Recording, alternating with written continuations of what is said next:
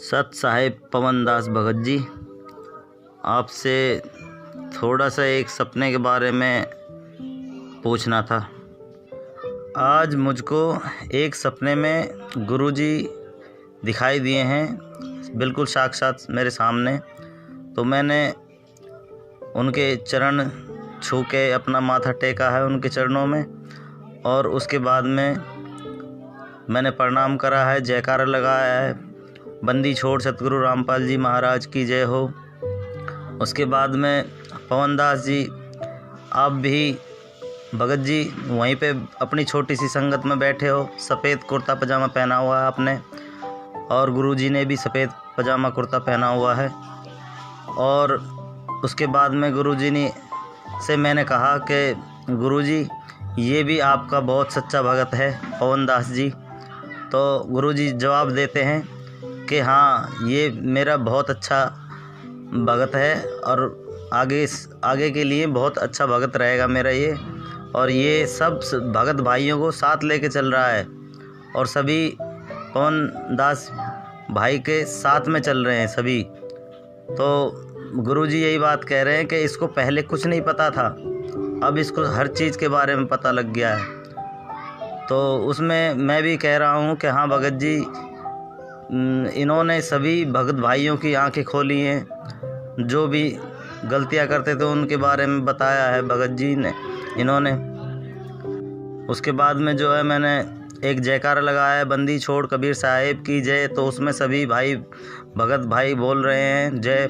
और उसके बाद में मैंने गुरुजी से कही कि गुरुजी मैं अपने भाई के लिए एक जयकारा लगा सकता हूं। तो गुरुजी ने बोले हाँ हाँ, भाई भाइयों के लिए भी जयकारा लगा सकते हो। तो मैंने कहा है पवन दास भगत जी की जय हो। तो सभी ने जय करी है। गुरुजी प्रसन्न दिख रहे थे आपको देख के। उसके बाद में मैं आपसे गले भी मिला हूँ, आप बैठे हुए थे, बैठे बैठे मैं गले मिला हूँ आपके।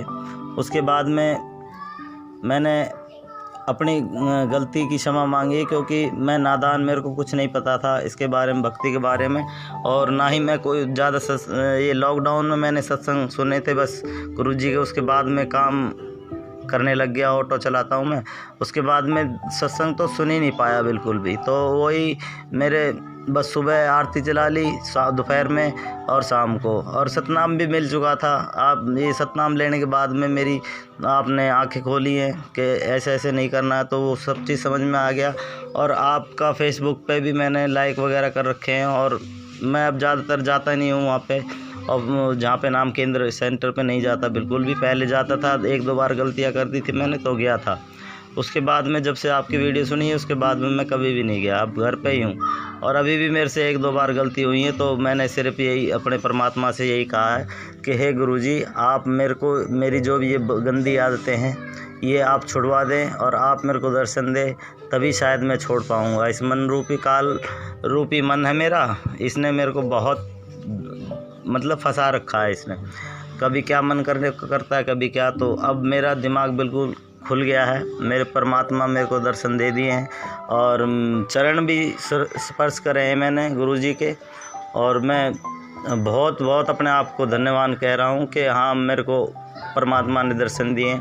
आज मैंने हो गए कम से कम 8 महीने मेरे को भक्ति करते हुए, पर बीच में छोड़ देता था और वही काल रूपी मन हो जाता था मेरा। अब मैंने एकदम दृढ़ता पकड़ ली है एकदम कि अब आगे से कोई गलती नहीं करूँगा और भक्ति लगातार रेगुलर करता रहूँगा। अब पहले मेरे को नादान था, नादानी कर बैठा कई बार, तो उसके लिए मैंने प्रार्थना कर रखी है। गुरुजी से ही क्षमा मांगी है मैंने। जब से आपकी वीडियो सुनी है तब से ही मैं गुरुजी के चरणों में ही, और अपना धर्म जो है हमने ख़त्म कर दिया है। बस अब एक ही परमात्मा हमारे गुरुजी महाराज, बस इसके अलावा और कोई भी नहीं। यही मैं अपने बच्चों को नाम दीक्षा दिला रखी है, दोनों लड़कों को, तीसरा भी छोटा है, और घरवाली को भी दिला रखी, उसने भी छोड़ दी थी भक्ति। अब उसके भी मन में आ रही है कि हाँ करूँ कि नहीं करूँ, पर उसके करेगी, सब परमात्मा ठीक कर देंगे। ठीक है पवन दास जी, यही एक छोटी सी रिकॉर्डिंग थी, मैं आपके पास भेज रहा था। शायद इसका कुछ उत्तर दे पाएँ आप, बताएं कि गुरुजी बहुत खुश हुए, आपसे प्रसन्न हुए। गुरुजी कह रहा है ये मेरा शिष्य है, बहुत प्यारा शिष्य है मेरा, जो अपने भगत भाइयों को साथ लेके चल रहा है। और आपसे भी मैं बहुत बहुत धन्यवाद कहता हूँ कि जो आप आए, आपकी वजह से बहुत भगत भाइयों की आंखें खुली हैं और सभी अब सही राह पर चल रहे हैं। मैं एक छोटा सा तुच्छ भगत हूँ, नादान भगत हूँ थोड़ा सा, बस इतना ही कह सकता हूँ। और इतनी मेरे अंदर दिमाग भी नहीं है इतना जो कि मैं ज़्यादा बोल सकूं। आपसे बस यही निवेदन करता हूं कि सत साहेब पवनदास भाई, आपको सत साहेब बंदी छोड़ सतगुरु रामपाल जी महाराज की जय हो। बंदी छोड़ सतगुरु रामपाल जी महाराज जी की जय हो। सत्साई भगत जी। भगत जी देखिए, वैसे तो जब से परम पूज्य सतगुरु रामपाल जी महाराज जी ने मुझे तुच्छ 2 कौड़ी के जीव पवनदास को अपनी शरण में लिया है और मुझे यथार्थ ज्ञान दिया है, मुझे धरती पे पैर रख के चलना सिखाया है, मुझे यथार्थता में जीना सिखाया है। उससे पहले मैं जो सपनों की उड़ान ले रहा था वो परमात्मा ने मेरी मिटाई और कहा बेटा यदि भक्ति करनी है तो परमात्मा के ज्ञान को आधार बना, परमात्मा के नियमों को निभा और जो आदेश आपको सत्संगों में दिए गए हैं उन आदेशों को सत्य मान के, भले आपने वो चीज ना देखी हो, आपने ना कभी सुनी हो, लेकिन आपको अपने गुरु को परमेश्वर मानते हुए प्रत्येक वचन को आपने लोहे की लकीर की तरह मानना पड़ेगा कि हाँ, मेरा गुरु जो वचन कह रहा है, जो शब्द कह रहा है, जो बातें बता रहा है वो बिल्कुल 1001% सत्य हैं। झूठ का तो इसमें लेस मात्र अंश भी नहीं होता। झूठ शब्द तो कहना भी महापाप का दोषी होना है। तो उसके बाद से भगत जी दास वैसे सौपन वगैरह पे कम ही यकीन करता है, लेकिन आपने बताया कि सतगुरु रामपाल जी महाराज जी स्वयं आपके सौपन में आए, आपने उनको दंडवत प्रणाम किया। तो भगत जी दास सतगुरुदेव जी की प्रेरणा से काफी समय पहले ही अपने लाइव शंका समाधान में एक वीडियो बना चुका है जिसका विषय था कि सतगुरु रामपाल जी महाराज जी का वर्तमान का जो स्वरूप है उस स्वरूप को अन्य कोई भी शक्ति धारण नहीं कर सकती है। अर्थात काल हो, चाहे देवी देवता हो, चाहे ब्रह्मा विष्णु महेश जी हो, चाहे दुर्गा हो, परम पूज्य सतगुरु रामपाल जी महाराज जी का रूप बनाकर उनके भक्तों को ना भ्रमित कर सकती है, ना धोखा दे सकती है। तो सौपन में यदि बंदी छोड़ आए हैं तो जाहिर सी बात है सौपन बिल्कुल सत्य है। और परमात्मा कहते हैं कि सौपन में बैराय के जय को कहिए राम, वाक्य पक्की पावड़ी मेरे तन को चाम। परमात्मा कहते हैं अगर सौपन में भी किसी भगत ने अगर मेरे नाम का सुमरण कर लिया, मेरा जयकारा लगा दिया, मेरा चिंतन कर लिया, मुझे दंडवत कर दिया, तो सोच लेना कि वो यथार्थ में ही दंडवत कर रहा है, वो यथार्थ में ही सुमरण कर रहा है। और सतगुरु का दर्शन केवल उसी पुण्यात्मा को होगा जो पुण्यात्मा अपनी भक्ति रूपी सफर में बिल्कुल सही चल रही है, परमात्मा की मर्यादाओं में चल रही है। ऐसी बात नहीं जिसको सौपन अभी नहीं आए हैं या नहीं आ रहे हैं तो वो भगत भाई बहन ये ना सोचे कि फिर हम भक्ति मार्ग पे सही नहीं चल रहे। ऐसी बात नहीं है पुण्यात्मा। जैसे जैसे हमारी भक्ति बढ़ती चली जाएगी, जैसे जैसे हम परमात्मा के प्रति ज्यादा से ज्यादा चिंतन और मनन करेंगे, उनके सत्संगों को सुनेंगे, तो हमारा ज्यादा से ज्यादा समय परमात्मा के सोच विचार में व्यतीत होगा। और जिस चीज के विषय में, जिस वस्तु के विषय में हम ज्यादा से ज्यादा चिंतन करेंगे, मनन करेंगे, मंथन करेंगे, तो जाहिर सी बात है हमें सौपन भी फिर उन्हीं के आएंगे। तो सौपन में भगत जी बंदी छोड़ स्वयं थे, तो इसमें कोई बड़ी बात नहीं है, परमात्मा ही थे, परमात्मा के अलावा और कोई नहीं था। और आप जी ने जिक्र किया कि दास भी वहीं पे बैठा हुआ था, और जैसा भी आपने बताया कि परमात्मा भी सफेद कपड़ों में थे, आपने भी सफेद कपड़े पहन रखे थे। आपने कहा कि परमात्मा, ये पवन दास आपका बहुत अच्छा भगत है परमात्मा। तो परमात्मा ने कहा हाँ भाई बिल्कुल सही बात है, मेरा बहुत अच्छा भगत है, भक्तों को साथ लेके चल रहा है, आगे भी अच्छा ही रहेगा। तो ये जो बातें हैं भगत जी, देखिए दास पहले थोड़ा सा ये क्लियर कर देना चाहता है। पहले तो जो भी व्यक्ति इस वीडियो को सुन रहा है, जो भी हमारे भाई बहन इस वीडियो को सुने, वो इस भाई की इस बात को सुनकर ये आकलन ना कर बैठे कि पवन दास ने इस भाई से ये ऑडियो बनाने के लिए कहा होगा या पवन दास ने ऑडियो बनवाई होगी। पुण्यात्माओं, ये परमपिता परमेश्वर सतगुरु रामपाल जी महाराज जी की सत भक्ति है। और इस भक्ति मार्ग में जिस भी व्यक्ति ने 1% भी अपने अंदर मान बड़ाई पैदा कर ली, अहंकार पैदा कर लिया, अपने आप को ऊंचा चढ़ाने के लिए, ऊंचा दिखाने के लिए यदि उसके मन में इस तरह के भाव आ गए, पुण्यात्मा, उसी दिन से उस भगत का पतन शुरू हो जाएगा। तो दास के ऊपर इस तरह की बातों का ना कभी कोई असर पड़ा है, ना कभी कोई असर पड़ने वाला है, क्योंकि दास ने पहले ही कह दिया कि मुझे मेरे परमात्मा ने जमीन से जुड़ के रहना सिखाया है। और ये सत्संग सुना सुना के परमात्मा ने दास के हृदय में जमा जमा के परमात्मा ने सबसे पहले मुझे मेरी औकात याद दिलाई है कि तेरी औकात राह के पत्थर के बराबर भी नहीं है, तेरी औकात कंकर के बराबर भी नहीं है। कंकर की औकात क्यों नहीं होती? क्योंकि कोई भी व्यक्ति उसको ठोकर मारता हुआ चलता है। तो दास को परमेश्वर ने मेरी औकात जड़ से दिखाई हुई है, जिस कारण से इन सभी बातों का या इस तरह की बातों का मुझ दास के ऊपर संजय की तरह या अन्य किसी भगत भाई बहन की तरह कोई असर नहीं होने वाला है। और ना मैं इन बातों से ज्यादा मैं प्रसन्न होता हूं, और ना ही ऐसी बातें सुन के कि भाई मुझे भक्ति पे बहुत ज्यादा मुझे दृढ़ता आती है। नहीं पुण्यात्मा, भक्ति पे दृढ़ता आएगी परमात्मा के सत्संग सुनकर, ज्ञान को आधार बनाने से। सौपन में कही गई बातों से या किसी की मीठी मीठी बातों से भक्ति पे दृढ़ता यदि किसी में आती है, वो भी अच्छी बात है, लेकिन वो दृढ़ता उसके लिए खतरनाक साबित हो जाएगी। और जो सत्संग सुन के ज्ञान आधार से अपने आप को मरा हुआ समझ के जो इस भक्ति मार्ग पे दृढ़ता लाएगा, वही इस भक्ति मार्ग पे अंततः परमात्मा की उंगली पकड़ के चल पाएगा, अन्यथा संभव नहीं है। पुण्यात्मा, दास में इसका जरा सा भी श्रेय नहीं है। देखिए, आज अगर परमेश्वर ने दास को थोड़ी बहुत कोई सेवा दे रखी है, संगत को जगाने की या शंका समाधान की, भगत भाइयों को काल के प्रभाव से सचेत करने की कि वे किस किस प्रकार से काल हमारे को ठगता है, हमारी भक्ति को ठगता है, किन किन सूक्ष्म विधियों से काल परमात्मा से भगत को तोड़ने की पूरी कोशिश करता है और वर्तमान में कर भी रहा है। खुलासा भी परमात्मा ने बहुत सारा करवाया। तो ये सारी बातें यदि दास के समझ में आ रही हैं, तो पुण्यात्मा, इसमें दास का 0% भी श्रेय नहीं है। और वैसे भी भगत ने बताया वो बात बिल्कुल सत्य है, 1% भी झूठ नहीं है।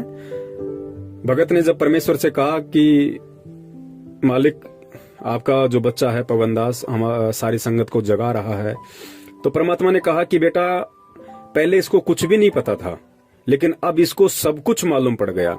पुण्यात्मा, ये बात तो बिल्कुल 101% सत्य है। आज से लगभग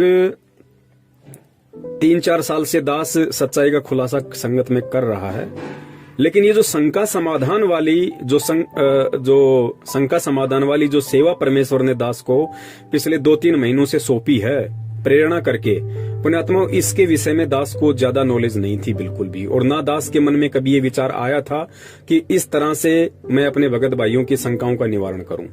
कभी भी दास के अंदर ये विचार नहीं आया था, और ना ही दास में वो बुद्धि थी आज से 3-4 महीने पहले। ये हकीकत है। ठीक है, बरवाला कांड में मैं स्वयं वहां पे था, और बरवाला कांड के विषय में बहुत सारे सबूत मीडिया के माध्यम से, न्यूज़पेपरों के माध्यम से, भगत भाइयों के माध्यम से, और मैंने अपनी आंखों से जो वहां देखा बरवाला कांड के समय, उस आधार से दास बरवाला कांड का खुलासा कर रहा था कि भाई ऐसी ऐसी घटना है। और गुरुजी ने इन बातों के विषय में कभी नहीं कहा। मैनेजमेंट हमारे को जबरदस्ती इस तरीके से बहका रहा है, फुसला रहा है, और हमारे को काल की हद में लेके जा रहा है। और गुरुजी का इसमें किसी प्रकार का कोई दोष नहीं है, ना किसी प्रकार का कोई रोल है। तो उन चीजों के तो सारे सबूत परमात्मा ने दिए हुए थे, इसलिए दास बरवाला कांड को लेके भगत भाइयों को सचेत कर रहा था। लेकिन शंका समाधान की सेवा परमेश्वर दास को देंगे, ये आज से 3 महीने पहले दास को सौपन में भी ऐसा नहीं था। जो मधु बहन है और जयपुर से अपने कजोड़ भगत जी हैं, उनका दास के पास में कॉल आया और उन्होंने दास को ये सलाह दी। दास से पहले परमात्मा ने उन आत्माओं में ये प्रेरणा की। उन आत्माओं ने फिर दास को फोन किया। हम 3-4 कॉन्फ्रेंस पे थे। उन्होंने कहा कि भगत जी, हमारे को ऐसी प्रेरणा हो रही है कि परमात्मा अगर दया करें तो हम लोग फेसबुक पे लाइव आना शुरू करें, क्योंकि फेसबुक एक इंटरनेशनल प्लेटफॉर्म है, लाखों लोग जुड़े हुए हैं। और फेसबुक पे मैनेजमेंट ना भक्तों को डरा सकता है, ना धमका सकता है, और ना ही किसी को मालूम पड़ेगा कि कौन भगत फेसबुक पे पवन दास को देख रहा है, कौन नहीं देख रहा है। तो आप फेसबुक पे लाइव आना शुरू कीजिए, और जो भगत समाज की शंकाएं हैं आप उनको धीरे धीरे सोल्व करना शुरू कीजिए, परमेश्वर के ज्ञान आधार से, उनके आशीर्वाद से। तो दास को भी ये बात बिल्कुल सही लगी, उचित लगी, और दास ने कहा ठीक है भाई, यदि आप लोग कह रहे हैं और यदि परमात्मा की ऐसी मर्जी होगी तो दास भी अपने बंदी छोड़ से अरदास करेगा, और यदि दास को परमात्मा प्रेरणा करेंगे तो अवश्य हम सभी मिलकर इस सेवा को करेंगे। उसके बाद दास ने परमात्मा से प्रार्थना की अपने घर पे, तो परमात्मा ने ही दास को प्रेरणा की। प्रेरणा का मतलब ये नहीं होता पुण्यात्माओं कि भाई गुरुजी ने सामने आके दास को कहा कि हाँ बेटा आप ये सेवा करो, नहीं। प्रेरणा का मतलब होता है आत्मा, क्योंकि सतगुरु का तत्व ज्ञान जब जिस भी आत्मा को, जो आत्मा ग्रहण कर लेती है और जो आत्मा मर्यादा में रहती है और गुरु को भगवान मान लेती है, उसके बाद में प्रेरणा का मतलब होता है गुरु का आदेश। प्रेरणा का मतलब होता है गुरु का आदेश। वो जो भगत मर्यादा में है, जो गुरु को भगवान मान चुका है, जो गुरु को आदि से अंत मान चुका है, गुरु जी को पहले, गुरु जी को अपना अंतिम सहारा मान चुका होता है, जिसका ऊपर नीचे आगे पीछे चारों दिशाओं में सब कुछ उसका गुरु है। उसके माँ से बढ़ के उसके लिए उसका गुरु है, बाप से बढ़ के उसका गुरु है, भाई बहन रिश्तेदार बेटा बेटी काम धंधों से बढ़ के जिसने अपने गुरु को बड़ा मान लिया, उस भगत को फिर जो भी प्रेरणा होगी वो सत्य ही प्रेरणा होगी। उसमें काल का कहीं कोई झकझोल नहीं होता है, वो परमात्मा का आदेश ही मान लेना चाहिए, जो मर्यादाओं में है और जो गुरु को भगवान मान चुका। ये विशेष पॉइंट ध्यान रखना, जो अपने गुरु को भगवान मान चुका है वो कभी फिर किसी मर्यादा को तोड़ेगा ही नहीं। उसको परमात्मा ऐसे चलाएंगे जैसे एक वैज्ञानिक रोबोट को चलाता है, क्योंकि रोबोट की अपनी कोई औकात नहीं होती है। रोबोट का जो रिमोट होता है वो वैज्ञानिक के हाथ में होता है। जैसा वैज्ञानिक उसको फंक्शन करेगा वैसा ही वो चलेगा। तो इसी प्रकार जब भगत रोबोट बन जाएगा, अपना रिमोट अपने सतगुरु के हाथ में सौंप देगा, उसको किसी कबीर जी से मतलब नहीं है, फिर उसको सतलोक से मतलब नहीं है, उसको भगवान से मतलब नहीं है, सतलोक है या नहीं है उसको कोई मतलब नहीं है। सतगुरु उसको सार नाम देगा या नहीं देगा, उसको इसी जन्म में सतलोक भेजेगा या नहीं भेजेगा, उस भगत के लिए ये बातें कोई महत्व नहीं रखती है। उसने केवल अपने गुरु के ज्ञान की पूंछ पकड़ ली है और उसने अपने गुरु को ही अपना सर्वे सर्वा मान लिया है। तो ये गुरु के ऊपर निर्भर करता है कि गुरु कब उसको किस नाम के लायक समझेगा, गुरु कब और किस जन्म में किस समय उसको सतलोक लेके जाएगा, नहीं लेके जाएगा। इस बात की चिंता फिर उस भगत को नहीं होती जो अपना सर्वस्व अपने गुरुदेव को सौंप देता है। और ऐसी आत्माओं का वो नुक्ता होता है। और गुरुदेव कहते हैं कि नुक्ते ऊपर रिझेगा रे तेरे करोड़ कर्म जल जाएं। यानी ऐसा नुक्ता, ऐसी कोई तेरा कर्म, ऐसा कोई तेरा पुण्य, ऐसी कोई तेरी सेवा जो तेरा नुक्ता बन जाए। नुक्ते का मतलब होता है वो पॉइंट, वो टर्निंग पॉइंट, कि गुरु उसके ऊपर प्रसन्न हो जाए, तेरे उस वचन पे, तेरी उस सेवा पे, तेरे उस कर्म पे, उसको नुक्ता कहते हैं। और कहते हैं नुक्ते ऊपर रीझेगा रे तेरे करोड़ कर्म जल जाएं। परमात्मा सब कुछ इस काल के बंधन सेकंडों में उस भगत के तोड़ के रख देता है। और ये वाणी फिर उस भगत के ऊपर लागू होती है जो इस तरीके से अपने आप को गुरु के प्रति समर्पित कर देता है। फिर परमात्मा कहते हैं कि तुम कर दो पल में पार हो जा रजा तेरी। परमेश्वर की वाणी है कि तुम कर दो पल में पार हो जा रजा तेरी। पल में परमात्मा पार कर देगा।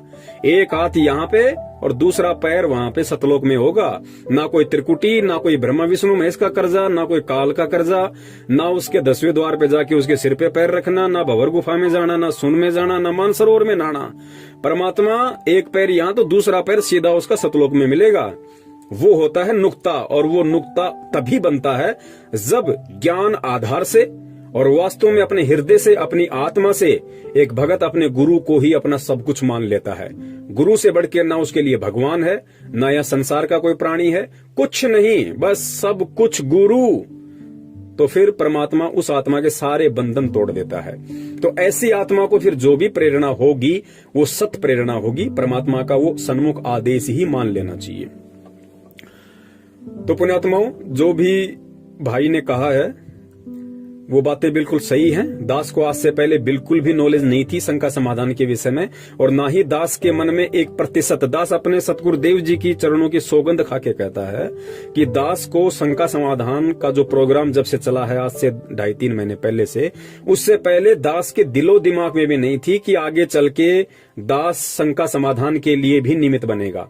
बिल्कुल जैसे ही मधु बहन का फोन आया, कजोड़ भाई का फोन आया, उन्होंने दास को अवगत करवाया, तो दास ने परमात्मा से प्रार्थना की और परमात्मा ने फिर दास को प्रेरणा की कि हाँ बेटा, बिल्कुल ये आपकी सेवा बनती है भाई, ये आपकी जिम्मेदारी है, ये आप ही के भगत भाई बहन है, किसी और के नहीं है। चाहे मैनेजमेंट के पीछे फंसे हों या चाहे वैसे मनमुखी होके चल रहे हों, ये सब आपके ही भाई बहन हैं।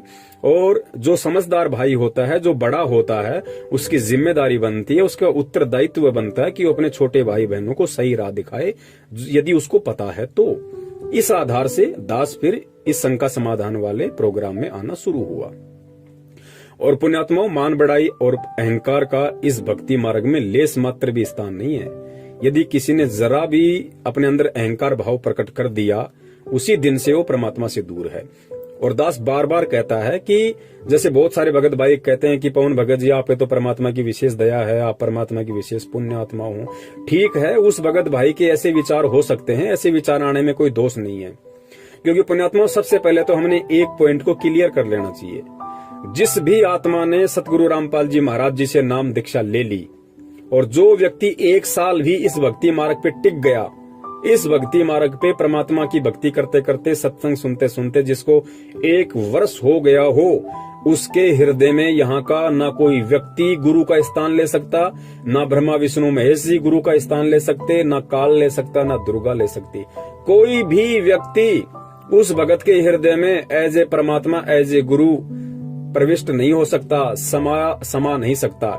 चाहे वो अपनी किसी गलती से या चाहे अपने किसी माड़े कर्म से, चाहे वो भक्ति छोड़ दे, चाहे वो दूसरे पंथ में जाके अपना कोई नया गुरु बना लिया हो, लेकिन फिर भी वो परमात्मा का तत्व ज्ञान उसके अंदर, वो लहरें हमेशा हिलोरे मारती रहेंगी, उसको ढंग से जीने नहीं देंगी, उसको वो संतुष्टि, वो आत्म संतोष उसको इस दुनिया में कहीं नहीं मिलेगा। भले ही उसने शंकराचार्य को अपना गुरु बना लिया हो, संत रामपाल जी महाराज जी की भक्ति छोड़ के, लेकिन वो चीजें हमेशा उसके अंदर कांटे की तरह चुभती रहेंगी कि भाई बंदी छोड़ तो एक ही है दुनिया में। और जो ज्ञान संत रामपाल जी महाराज जी ने दे दिया, भाई उस ज्ञान के बराबर तो किसी के पास ज्ञान का टपका भी नहीं है। तो पुण्यात्माओं, ठीक इसी प्रकार अभी जैसे हिमाचल में जो संजय है, ठीक है, वर्तमान में वो गुरुद्रोही हो गया है। उसने स्वयं भक्तों को आशीर्वाद देना, जो हाथ की मुद्रा होती है, जैसे हमारे परमेश्वर कर सकते हैं और कोई नहीं कर सकता, लोगों को दंडवत करवाता है, 56 प्रकार के भोग लगवाता है, फिर खुद ही खाता है। ठीक है, वो गुरुद्रोही हो गया, इसमें कोई संशय नहीं है, बिल्कुल वो 101% गुरुद्रोही है। लेकिन उसके पीछे भी जो 20-25 भगत लगे हुए हैं, पुण्यात्मा विचार कर लेना, वो संजय को अपना गुरु नहीं मान रहे। भले ही संजय ने अपने आप को गुरु घोषित कर दिया, लेकिन संजय ने अपने आप को गुरु घोषित किया है तो गुरु जी को ऊपर रखा है। आप इस पॉइंट को ध्यान रखना। दास उसका फेवर नहीं कर रहा, लेकिन दास आपको हकीकत बता रहा है इस भक्ति मार्ग की, कि परमात्मा का तत्व ज्ञान एक किसी भी आत्मा के अंतःकरण में प्रवेश होने के बाद में क्यों गुरु उसके अंदर से नहीं निकल सकता। संजय ने गुरु जी को फिर भी ऊपर रखा। ये संजय की चालबाजी है, ये उसका षड्यंत्र है। उसको अच्छे से पता है यदि मैं गुरु जी को ही साइड में कर दूंगा तो कोई भगत आश्रम में नहीं टिकने वाला। इसलिए उसने एक चाल चली, क्योंकि काल इसी प्रकार से सूक्ष्म चाल चलता है। उसने गुरु जी को फिर भी ऊपर रखा कि गुरु जी तो परमात्मा है, मैं उनका संत हूँ। सतगुरु अलग होता है, संत अलग होता है, मेरे को परमात्मा ने निमित्त बना रखा है। वो अपनी फोटो के ऊपर गुरु जी की फोटो लगाता ताकि वो आत्माएं भ्रमित होके और मेरे पीछे लगी रहें। भले ही वो आत्माएं, चाहे वो 20 भगत हों चाहे 25 भगत हों, भले ही वो दंडवत संजय को करते हैं, लेकिन उनके हृदय से गुरुजी निकल नहीं रहे। उनके हृदय से परमात्मा को कोई निकाल नहीं सकता। और जिस दिन संजय ने गुरुजी की फोटो हटा दी, आज समझ लेना उसी दिन से वो आत्माएं दूर हो जाएंगी, उससे ऑटोमेटिक दूर हो जाएंगी। क्योंकि वो आत्माएं अगर जुड़ी हुई हैं तो उनको बेचारियों को भ्रमित कर रखा है, उनका माइंड वॉश कर रखा है कि गुरुजी ही भगवान हैं, लेकिन गुरुजी ने निमित्त मुझे बना रखा है। शास्त्रों में ऐसा विधान है, गीता जी में एक जगह ऐसा लिखा हुआ है, तुम ऐसा करोगे तो ऐसा होगे। ये काल भगवान का बहुत बड़ा षड्यंत्र, बहुत बड़ी चाल होती है। धोखे में कोई भी आत्मा आ सकती है, कोई बड़ी बात नहीं है। तो वो जितने भी 15-20 आत्माएं हैं वो बेचारी धोखे का शिकार हैं, क्योंकि उस नालायक ने परमात्मा तो केवल मतलब संत रामपाल जी महाराज जी को ही घोषित कर रखा है, लेकिन काम नीचे सारे काल भगवान वाले कर रहा हो। इस वजह से वो आत्माएं बेचारी थोड़ी सी भ्रमित हैं। तो दास यहाँ पे ये कहना चाह रहा है कि जो भी भगत भाई बहन दास के प्रति इस तरह के भाव रखते हैं एज ए गुरु भाई, कि पवन भाई बहुत अच्छी आत्मा है, बहुत अच्छी सेवा कर रहा है, आप परमात्मा की विशेष आत्माएं हो, तो बहुत सारे भाई कह देते हैं कि भाई ये भाव तो परमात्मा में होने चाहिए, पवन भगत जी के प्रति नहीं होने चाहिए। बिल्कुल उसकी भी बात सही है, लेकिन उस पुण्यात्मा को ये सोचना चाहिए कि वो भगत भाई बहन यदि ये शब्द बोल रहा है तो उसके अंदर के भाव क्या हैं। तुम खाली उसकी जुबान को मत देखो, वो पवन की कोई बढ़ाई नहीं कर रहा, पवन को कोई सिंहासन पे नहीं बैठा रहा, पवन को कोई as a Guru as a कोई भगवान नहीं देख रहा हो, वो पवन को एज ए गुरु भाई ही देख रहा है, एज ए गुरु भाई ही देखेगा वो। और एज ए गुरु भाई देखने में किसी को कोई दोष नहीं है, पवन भी किसी को देख सकता है। यदि ऐसा कोई परमात्मा का बच्चा हो तो पवन भी उसको उसी स्थान पे देख सकता है कि भगत जी वास्तव में आप पे तो परमात्मा की विशेष दया है, आप जी तो बहुत अच्छी निर्भरता से परमात्मा की सेवा कर रहे हो। तो इसमें कोई दास ये थोड़ी कि उस भगत को दास एज ए मतलब एज ए संत रामपाल जी महाराज जी देख रहा है या एज ए अपना गुरु देख रहा है, नहीं।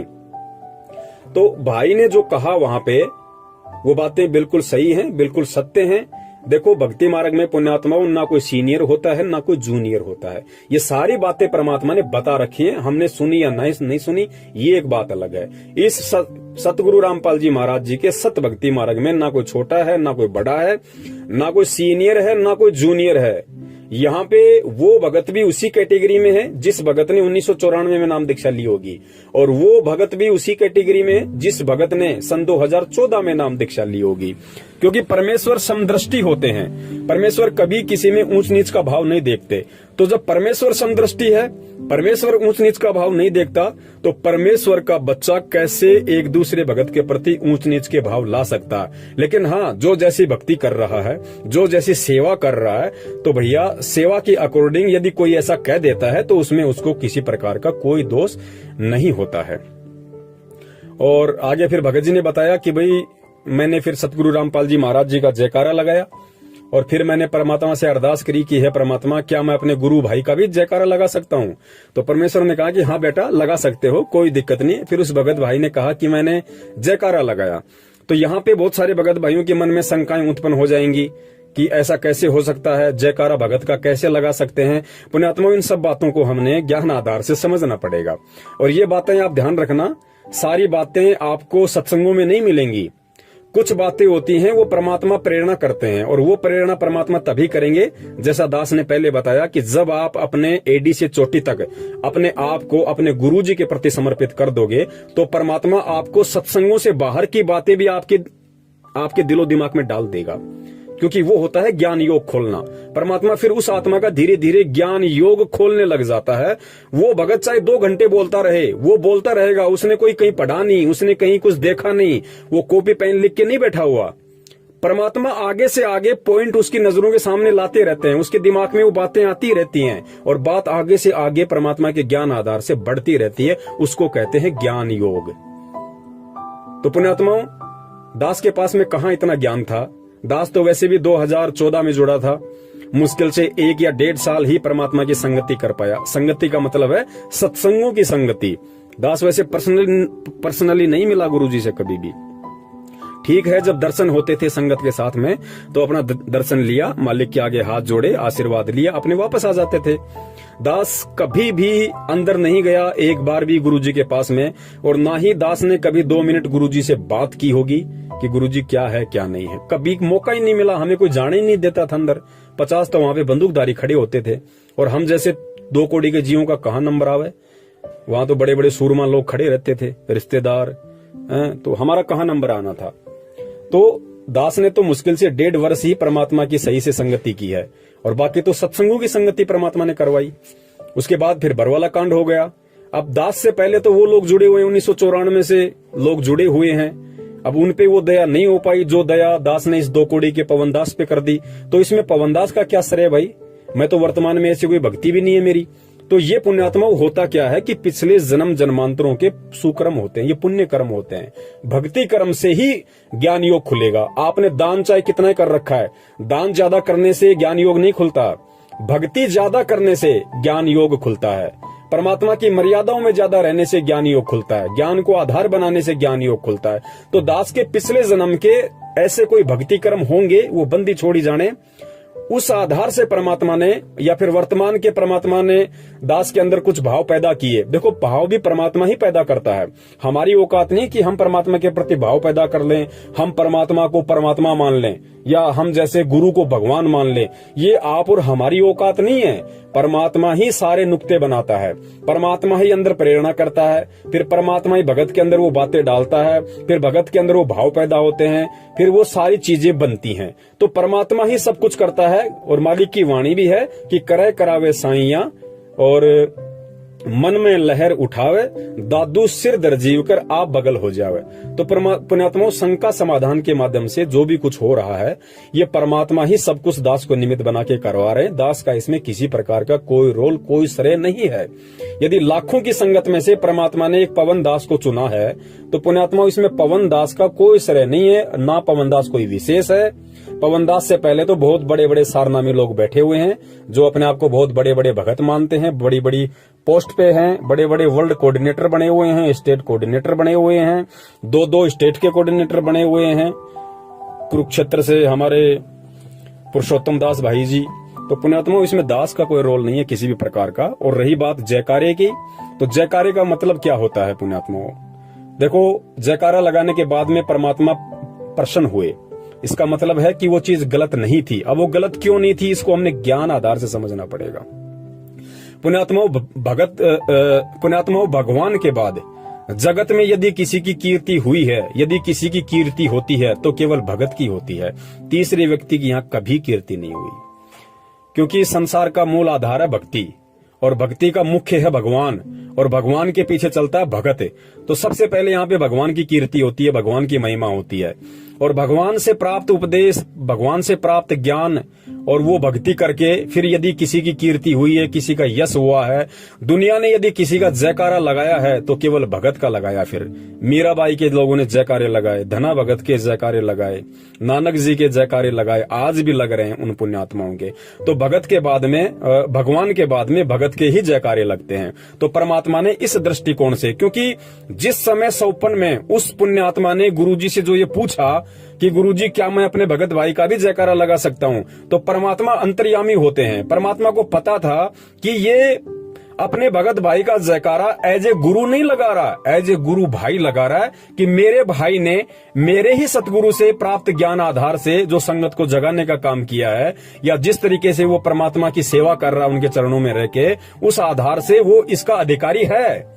इसलिए उस भाई ने परमात्मा से इस आधार से प्रार्थना की थी। और परमेश्वर अंतर्यामी है, तो परमेश्वर ने इस बात को समझ के कहा कि हाँ भाई, एज ए गुरु भाई आप जयकारा लगा सकते हो। लेकिन पुण्यात्मा, वो 54 में ही मालिक ने उनको आदेश दिया था। वर्तमान में हमने ऐसा नहीं करना।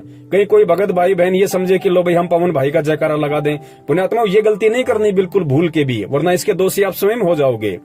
सतगुरु के रहते सहते, जब तक सतगुरु रामपाल जी महाराज जी इस पृथ्वी पे हैं, तब तक आप उनके अलावा किसी भी भगत भाई का यथार्थ में जयकारा नहीं लगा सकते।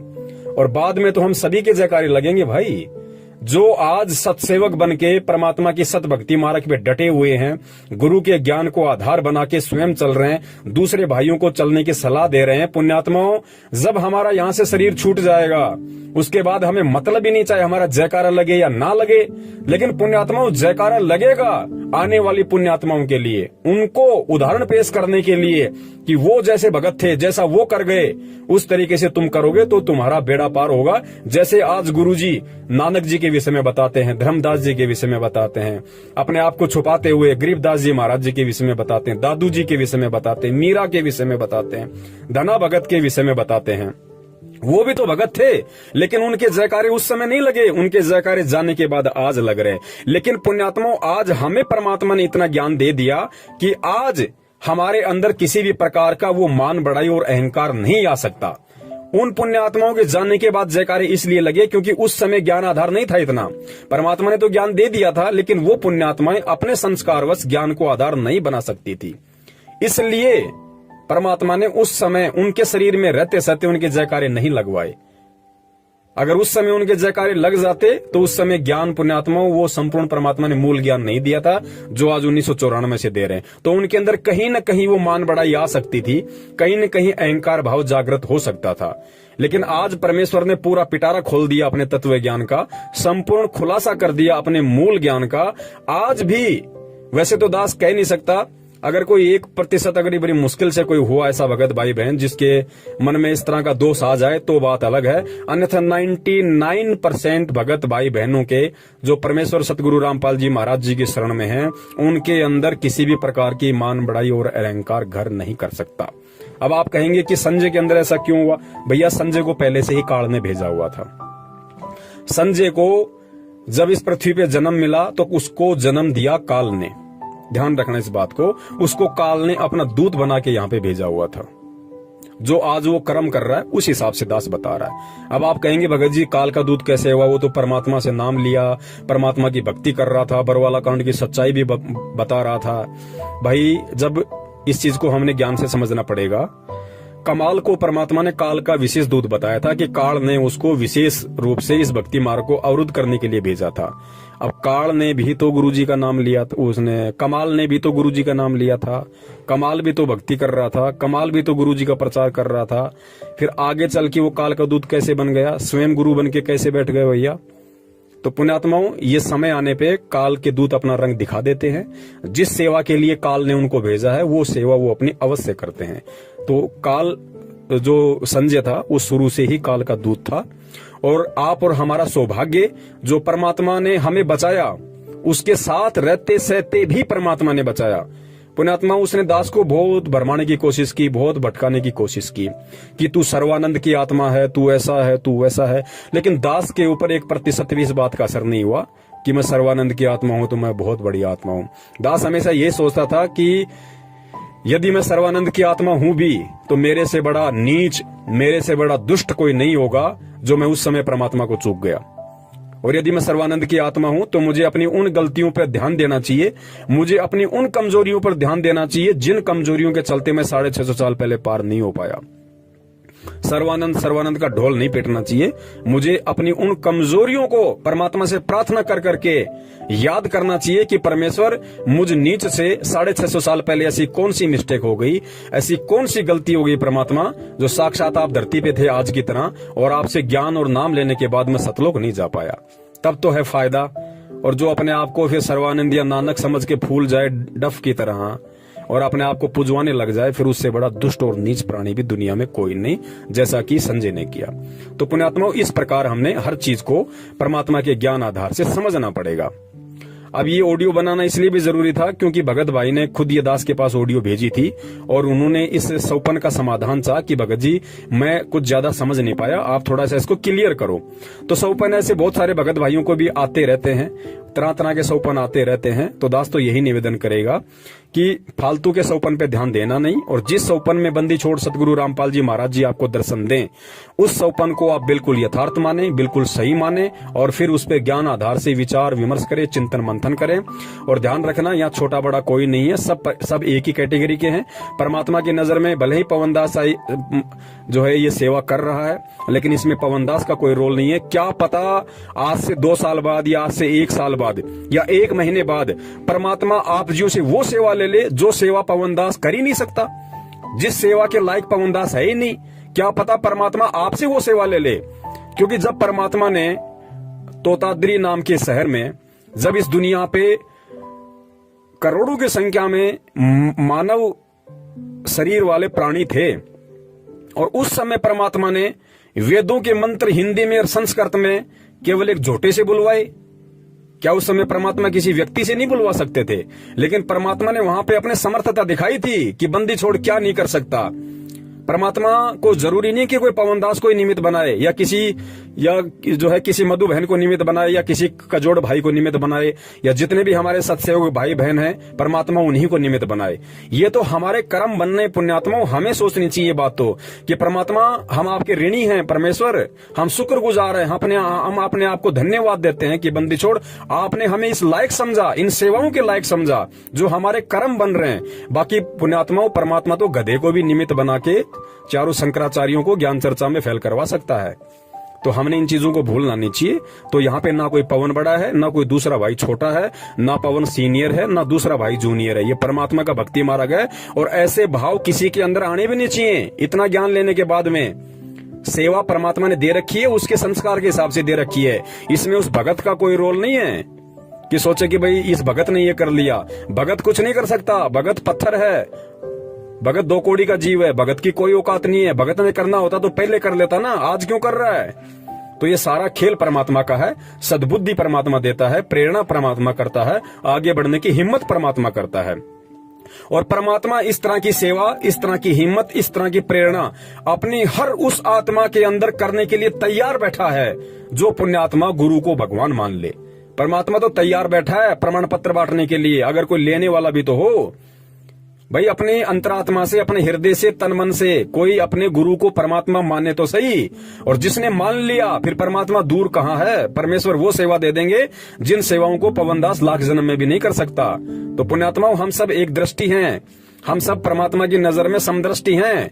हम कोई छोटा कोई बड़ा नहीं, ये अपने संस्कार अलग अलग हैं। अब जैसे आज नरेंद्र मोदी है, देश का प्रधानमंत्री बन के बैठा हुआ, अनिल अंबानी है, देश का 1 नंबर का पैसे वाला व्यक्ति है, और एक मेरे जैसा 2 कौड़ी का जीव रोड पे दही बड़े लगाता है।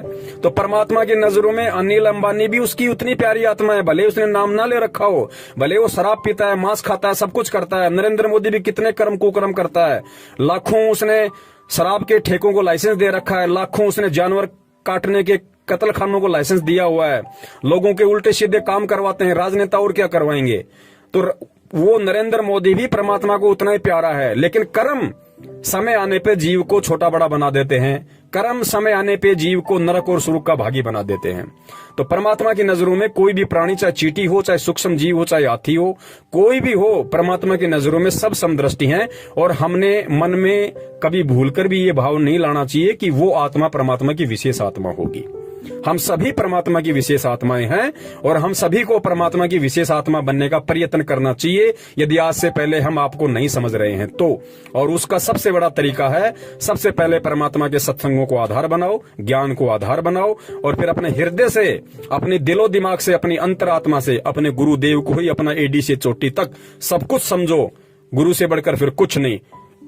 फिर परमेश्वर वो दया कर देंगे जिसकी पुण्यात्मा हम सोच भी नहीं सकते। बंदी छोड़ सतगुरु रामपाल जी महाराज की जय हो। सत साहिब।